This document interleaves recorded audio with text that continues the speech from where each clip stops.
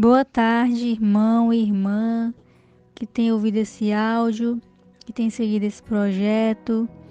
Que Deus abençoe a sua vida, que você consiga desenvolver esse hábito de ler a Bíblia diariamente, de buscar ao Senhor, não somente o conhecimento didático, mas ter uma comunhão com Deus, intimidade com o Senhor, de você conseguir fechar seus olhos e sentir a presença do Senhor, saber que Ele está te ouvindo, te olhando, que está presente com você, né? Que você tenha cada vez mais facilidade de evocar o nome do Senhor Jesus, né? De evocar a sua presença, de conversar com Ele, né? Cada vez mais íntima, né? Como estivesse falando com seu pai, um pai amigo, né, que é por ti em todas as horas, em todos os momentos. É isso, né, que eu tenho buscado, né, no Senhor. Os processos, as dificuldades da vida, às vezes, quer fazer com que a gente tenha frieza espiritual, né? Então, os processos, as dificuldades que a gente passa na nossa vida, vai chegar um momento que às vezes a gente sente assim uma frieza espiritual, e aí a gente começa a sentir mais sede do Senhor, né? A gente sente assim que precisa estar mais perto do Senhor, né? Então esse é o momento da gente buscar mais ao Senhor, né? Não se conformar com isso, não se acostumar com isso, né? Mas ter essa sensibilidade de sentir essa necessidade e de buscar, né? Suprir esta necessidade, né? Como terras secas, né? Que precisa de chuva, como a costa que precisa da água, né? Coça com sede, e que a gente venha estar sempre na presença do Senhor, né? Uma água, um rio de água viva que nunca nos deixa com sede, né? Então, vamos continuar nossa leitura, né, do livro de Lucas. Hoje é o capítulo 13. Que Deus venha abençoar a nossa leitura. Se o Senhor falar ao seu coração, ou se você tiver alguma dúvida, pode comentar aqui no grupo. Esses dias eu tô colocando só no grupo, porque eu dei uma atrasada na edição do YouTube, mas aí eu vou atualizar, né, o YouTube, deixar em dias. Por enquanto eu tô falando no grupo. Se por acaso você tá ouvindo esse áudio, né, e não tá no grupo e tem vontade, né, e tá ouvindo esse áudio pelo YouTube, o link do grupo está na descrição do vídeo. Ou se você tá vendo pelo grupo, né, saiba que esses dias eu tô colocando só aqui no grupo, mas depois eu vou colocar no YouTube também e também no Spotify, nas outras plataformas que também fica mais fácil de ouvir. Então, Lucas capítulo 13, versículo 1 diz assim: E naquele mesmo tempo estavam presentes ali alguns que lhe falavam dos galileus, cujo sangue Pilatos misturara com os seus sacrifícios. E respondendo Jesus, disse-lhes: Cuidais vós que esses galileus foram mais pecadores do que todos os galileus por terem padecido tais coisas? Não vos digo, antes, se não vos arrependerdes, todos de igual modo perecereis. E aqueles 18, sobre os quais caiu a torre de Siloé e os matou, cuidais que foram mais culpados do que todos quantos homens habitam em Jerusalém? Não vos digo. Antes, se não vos arrependerdes, todos de igual modo perecereis. E dizia esta parábola: Um certo homem tinha uma figueira plantada na sua vinha, e foi procurar nela fruto, não o achando. E disse ao vinhateiro: Eis que há 3 anos venho procurar fruto nesta figueira, e não o acho. Corta, porque ocupa ainda a terra inutilmente. E respondendo ele, disse: Senhor, deixa este ano, até que eu a escave e a esterque. E se der fruto, ficará, senão depois a mandarás cortar. Quando eu estava lendo essa passagem, eu lembrei de um pé de romã que ainda hoje tem lá em casa. Teve uma época que ela não estava dando nenhuma romã. Não sei qual foi o motivo, né? Não estava dando mais nenhuma romã e a mãe estava já atrás de querer cortar ela, né? E aí, não sei o que foi que aconteceu. Não sei se ela estrumou, se ela começou a aguar. Só sei que até hoje ela dá romã, né? Então, ela correu o risco de ser cortada porque não estava frutificando, né? Então, isso também acontece, né? Pode acontecer conosco se a gente não frutificar os frutos do Espírito Santo, né? Com o risco do Senhor nos cortar. Os frutos do Espírito Santo é algo que acontece dentro de nós, né? É uma mudança interna. é uma transformação, um avivamento interno que o Espírito Santo causa dentro de nós. Então existem por aí pessoas que são líderes de ministérios, que têm cargos, né, altíssimos, mas que não frutificam tanto, né, porque tem um coração endurecido, a mente enrijecida. Então não deixa, né, o Espírito Santo agir, né, de uma maneira mais plena, porque para que o Espírito Santo haja de uma maneira mais plena na nossa vida, nós temos que exercer muita humildade, né, reconhecer nossas falhas e também a nossa disciplina, né, a nossa vontade de querer mudar, de ser transformados, né? Tem muitas pessoas que julgam muito os outros. Eles nem sabem que estão fazendo isso, né? Para eles é normal ficar observando as falhas dos outros, apontando as falhas dos outros, mas que também é falho igualmente, né, ao outro. Então que a gente venha ter essa sensibilidade, né, de ver olhar para a nossa vida, né, literalmente, não para a vida dos outros, né? Quando a gente for falar de uma mensagem, aí se colocar de igual para igual, né, com as pessoas, né, que às vezes a gente recebe uma palavra de exortação, por exemplo, né, num culto, numa ministração, a gente recebe uma palavra de exortação e as pessoas têm a tendência de achar que é o outro, ou então em outra situação achar que está sendo indireta, né, que acontece muito. Então a gente vem se colocar com humildade, né, diante de Deus, diante da palavra do Senhor, diante de uma palavra de exortação, reconhecer, né, que nós precisamos sim melhorar, que nós somos falhos, né. Então, continuando aqui, né, versículo 10. E ensinava no sábado numa das sinagogas. E eis que estava ali uma mulher que tinha um espírito de enfermidade. Havia já 18 anos, e andava encurvada, e não podia de modo algum endireitar-se. E vendo a Jesus, eu até ajeitei aqui minha coluna, minha postura, que eu também não tenho uma postura muito legal, não. Versículo 12. E vendo a Jesus, chamou-a a si e lhe disse: Mulher, estás livre da tua enfermidade. E pôs as mãos sobre ela, e logo se endireitou e glorificava a Deus. Então, tomando a palavra o príncipe da sinagoga, indignado, porque Jesus curava no sábado, disse à multidão: 6 dias há em que é mister trabalhar. Nestes, pois, vinde para serdes curados, mas não no dia de sábado. Respondeu-lhe, porém, o Senhor e disse: Hipócrita, no sábado não desprende da manjedoura cada um de vós seu boi, ou jumento, e não o leva a beber? E não convinha soltar desta prisão no dia de sábado esta filha de Abraão, a qual há 18 anos Satanás tinha presa? E dizendo ele estas coisas, todos os seus adversários ficaram envergonhados, mas todo o povo se alegrava por todas as coisas gloriosas que eram feitas por ele. Então ele estava ali o tempo todo procurando algum motivo para incriminar Jesus, porque eles não queriam aceitar Jesus como Messias, então eles ficavam procurando pretextos, né? Alguma coisa para validar aquilo que eles queriam, né? Que era dizer que Jesus não era o Messias. E na lei do Senhor existia a questão do sábado, que tinha coisas que não era para fazer, mas não existe nada escrito na lei sobre fazer milagres, que é proibido fazer milagres, né?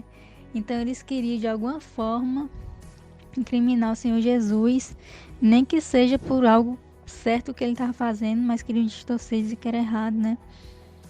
Então, continuando aqui, versículo 18. E dizia: A que é semelhante o reino de Deus e a que o compararei? É semelhante ao grão de mostarda que um homem tomando lançou na sua horta. Ele cresceu e fez-se grande árvore, e em seus ramos se aninharam as aves do céu. E disse outra vez: A que compararei o reino de Deus? É semelhante ao fermento que uma mulher, tomando, escondeu em 3 medidas de farinha até que tudo levedou. Esse fermento aqui não é o mesmo fermento que ele diz sobre o fermento dos fariseus, que a gente já leu, né? Mas aqui ele fala só a questão que o fermento ele faz engrandecer, né? Inchar a farinha, né? Da mesma forma aqui que ele falou do grão de mostarda. Essa passagem, né, a gente aqui, eu pelo menos, nunca vi um pé de mostarda, né? Não faz parte da região que eu moro, né? No Nordeste não tem, pelo menos eu nunca vi. Não sei se conseguem plantar pé de mostarda no Nordeste do Brasil. Mas eu achava que o pé de mostarda era uma árvore bem grande, né? Porque diz aqui que ela cresce, né? Fica uma grande árvore e as árvores se aninham, né? Nela eu imaginava, grande mostarda. Não, a árvore de mostarda deve ser uma árvore bem grande, né? Só que aí eu tava fazendo um curso e aí era sobre as parábolas de Jesus, de Yeshua, né? Entendendo assim, questão com contexto judaico, né? E aí o homem lá explicou, o professor, que o grão de mostarda, depois se você quiser, né? Eu já até coloquei aqui no grupo, porque essa é um fato que se repete em outros livros do Evangelho.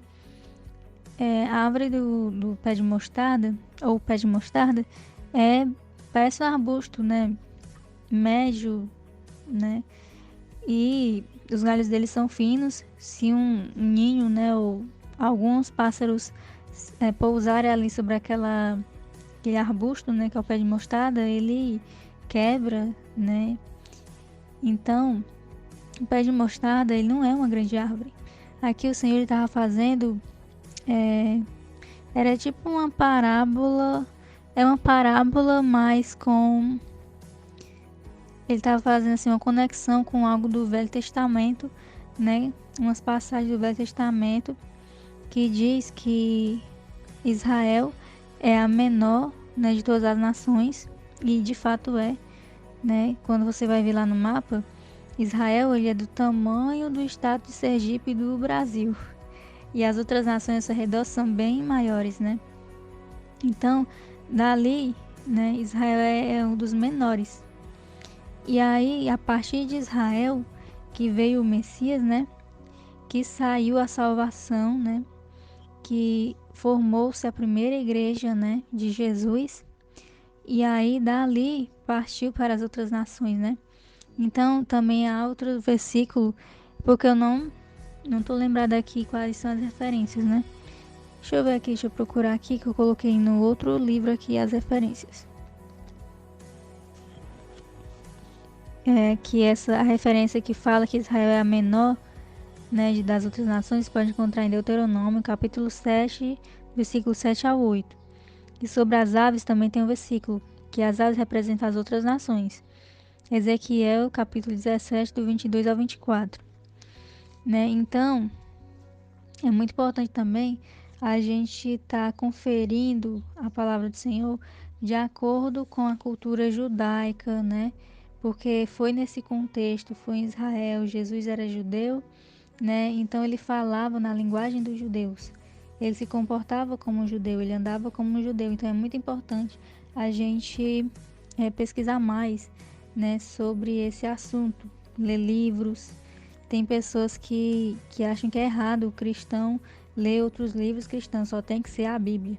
Né? A Bíblia é o nosso livro base, né? Jesus é o nosso modelo, né?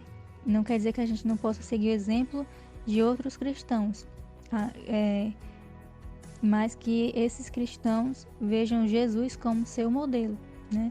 Então Jesus será sempre o nosso modelo, o nosso maior referencial, e nós devemos ser exemplos, né, referências para as outras pessoas ao nosso redor. E a Bíblia é o nosso livro base, né? E a gente pode sim ler outros livros, sempre tendo essa noção de que a Bíblia é o nosso livro principal, e os outros vêm só para edificar ou acrescentar, né, o nosso entendimento, abrir mais o nosso entendimento. Então, né, isso que significa essa parábola, que Israel, né, a menor das nações, iria se tornar a maior delas por ali, né, ser o berço, né, da salvação da igreja primitiva e chegar às outras nações. Então, versículo 22. E percorria as cidades e as aldeias, ensinando e caminhando para Jerusalém. E disse-lhe Senhor, são poucos os que se salvam? E ele lhe disse, porfiai por entrar pela porta estreita, porque eu vos digo que muitos procurarão entrar e não poderão. Quando o pai de família se levantar e cerrar a porta e começar de fora a bater a porta, dizendo, Senhor, Senhor, abre-nos, mas respondendo, ele vos disser, não sei de onde vós sois, então começareis a dizer, temos comido e bebido na tua presença, e tu tens ensinado nas nossas ruas. E ele dirá, digo-vos que não sei de onde vós sois, apartai-vos de mim, vós todos os que praticais a iniquidade. Ali haverá choro e ranger de dentes, quando virdes Abraão, Isaque, Jacó e todos os profetas no reino de Deus, e vós lançados fora. E virão do oriente, do ocidente, do norte, do sul, e assentar-se à mesa do reino de Deus.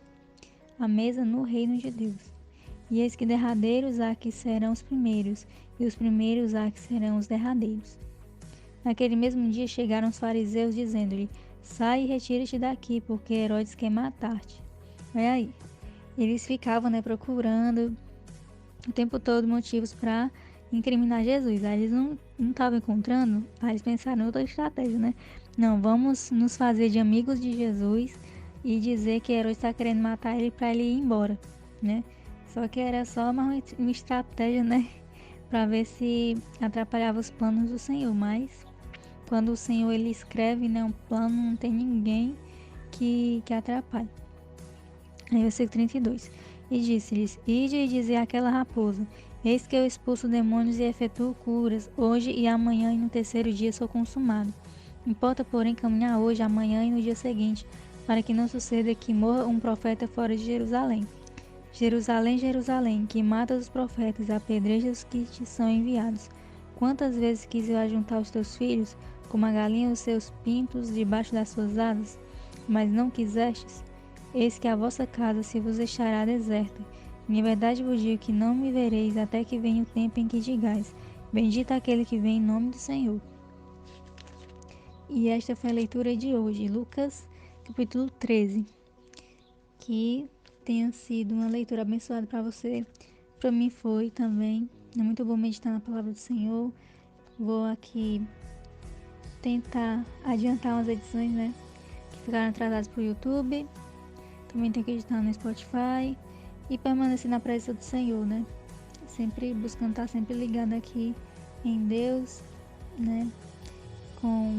Conversando, com o nosso Pai lindo e maravilhoso, em pensamento, fazendo aqui as minhas coisas, louvando ao Senhor.